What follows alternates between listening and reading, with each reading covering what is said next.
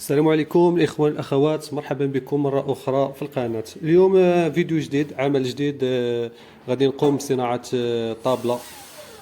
طابلة جميلة جدا كتجمع ما بين الجمالية وما بين الصح أيضا. هاد الطابلة هذه صحيحة، سوليد بزاف وعمليه. كيجيوها الجراير.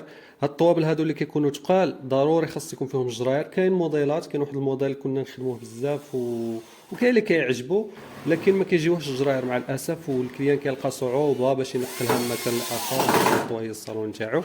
فهاد الطاوله، هاد الطابله انا كنصح بها، ما كنلقاوش فيها مشاكل، وصحيحه ورائعه في المنظر ايضا.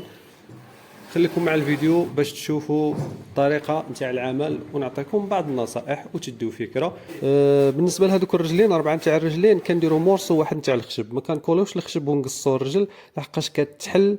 ملي كيكون الخشب غليظ في هذا السمك هذا كيتحل مع الوقت. يعني خاصنا نجيبوا خشب عريض ونقصوا الرجل بلا ما نكوليو. هذه نصيحه ضروريه بالنسبه للنجاره، ما خاصهمش يكوليو الرجلين، خصو يكون مورسو واحد. اذا كنصاوبوا الطاوله اللي تجي لتحت، هذا المورسو هذا هو اللي كيجي لتحت. كنمونطيو الرجلين غير مونتاج اولي، كنعبروها شحال يطيح فيها، كنصاوبوها، وكنولي عاوتاني نمونطي الطابله من جديد. هنايا درت لها لي زاليز هما هذوك اللوحات اللي كيجيو دايرين، دوك اللوحات رقاق كندوروهم. هادوك ضروري، هادوك في اي عمل خاصنا ندورو لي زاليز باش الكونتر بلاكي ما يتحلش، الكولاج ديالنا ما يتحلش. هادوك الجوانب خاصهم يكونوا فينيين، ما يبانش الجو ما بين لي زاليز وما بين الكولاج. اذا كنقوموا بالفينيسيون ديالنا، كنفيني هاد الطابله التحتانيه، فيني الرجلين، فيني كلشي، عاد نمونطي الطابله باش بالتالي ما نلقاش صعوبه في لا فينيسيون. وكنبدي نجمع الطابله تاعي، كنبدي من تحت ونجي طالع. كنثقب بالشينيور وكندير لي فيس. كنلصق الرجلين مزيان باش ما يطيروش مع المده. كنلصق ربعه تاع الرجلين، واللي كنلصق هذيك الدوره الفوقانيه، ومن بعد كنلصق هذيك الطابله الفوقانيه كاع اللي كتجي فيها الزاجه. اذا خليكم مع الفيديو. الى عجبكم الفيديو وديتو فكره، ما تنساوش تشجعوني بجيم او لا كومونتير، واللي ما اشتركش في القناه يشترك باش يطلعوا له فيديوهات جديده ويدي معلومات ونصائح. شكرا بزاف. تسناو في التالي غادي تشوفوا النتيجه، وما تنساوش تعطيوني الراي نتاعكم. وهاد الطاوله كما قلت لكم كنصح بها، كتجمع ما بين الجماليه وما بين الصح وعمليه. يعني كيجيوها الجراير.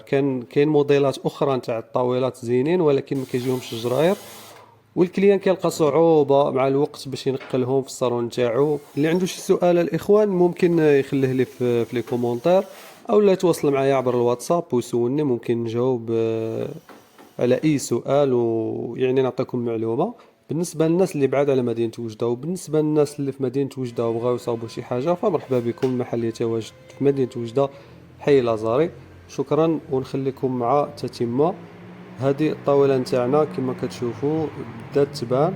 بالنسبه لهاد الزواقه هذه كما كتشوفوا نقشناها بالسي ان سي حتى هي بالماشينه. الطريقه باش نقشوها بالماشينه وهي مدوره، يعني هذه طريقه جديده. كنقسموا الدوره، كنقسموها على 10 تاع المورسويات، وكنقشوا كل مورسو بوحدو، وكندوروها بواحد الطريقه. يعني خاص العبار يكون اكزاكت باش من ندوروها تجي الخدمه مفينيه وما تجيش كاع باينه باللي راها ملاقيه. ضروري يعني هاد كاين شي زواقات ما نقدروش نقشوهم باليد، وحتى الا نقشناهم باليد ما غاديش يجيو بحال السدادر منقوشين بالسي ان سي، والدوره نقشوها باليد ما غاديش تجي 100%. لذلك لجأنا لهاد الطريقه هذه. اذا الصالون ديالنا